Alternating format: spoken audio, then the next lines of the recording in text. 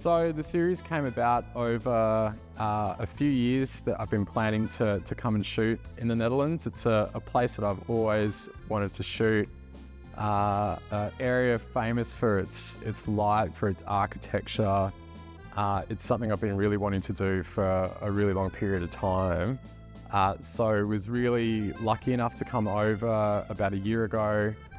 Spent a few weeks here in the Netherlands and was really lucky to get some great weather and conditions to be able to shoot the work. So what I was really looking for is really, and this is where my work centers, is the intersection between people and place. So trying to get a better understanding of how the places we live, the design of the places we live, how that impacts on everyday lives of people that live in those cities and indeed the people that come and visit as well.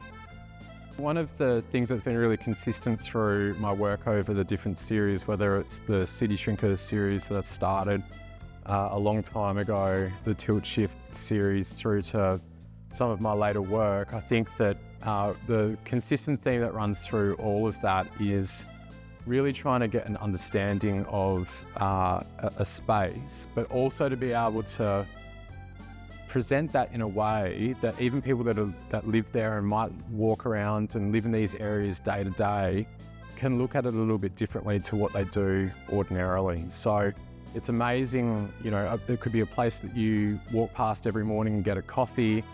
It could be on your way to work, your way home. One of the things I'm always constantly looking for is the finer details that sit within those spaces and really try to find a way to be able to show those elements in a different way. So that's really linked through to the treatment that I have for each of these series in trying to move the perception of how these areas and these spaces are presented in a way that's going to make you look at those spaces a little bit differently and maybe a bit closer. And hopefully with the result of being able to get a greater appreciation of those areas and spaces, which is linked through to how we live in those spaces too. Yeah, there is a real mix within the images, and there is a slight nod to my previous series in City Shrinker with some of these images that are depicting some of those miniature scenes. But what I found really interesting with that, and this is one of the things I was really interested in shooting in the Netherlands, is there are so many examples of taking an innovative approach to architectural design and place design that was really pushing the edge. So you've got buildings like the Cubes that are down in Rotterdam. That was a highly innovative, somewhat controversial project when that kicked off. And I think that from an outsider's perspective, having a look at those spaces, being from Australia, seeing that type of architecture in place is just quite mind-blowing and incredible to see how that was done. And I think looking at those model images versus the real buildings themselves, I think that you can almost stand back and you really can't, on first glance, you wouldn't see a difference between the two. But again, it comes through to, I think, being able to show what that innovation and forward thinking looks like, and how that design, how taking some bold steps in architecture can really draw some really interesting results.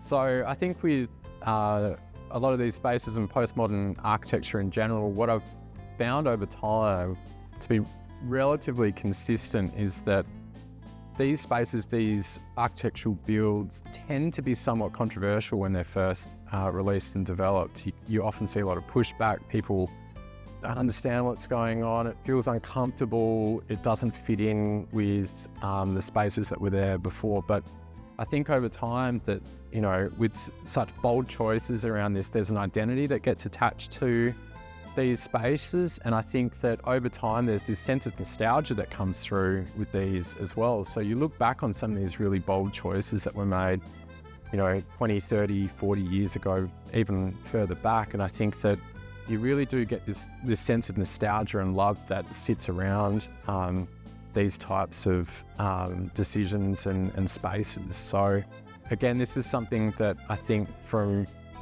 it's a really intriguing thing, not living in the Netherlands, not living in Europe and in Australia, things being quite different in terms of architecture more broadly. I think I've just got so much appreciation for what's been done and some of these bold choices that have been made. And again, I'm just so interested to see what people's relationship with that is, whether it's love or hate, what the experience has been. Often when you talk about these spaces as well with people, there are stories that are attached to it. Life events that have occurred. There are so many things that are attached to these kind of spaces, which I just find really fascinating how those stories evolve over time as well.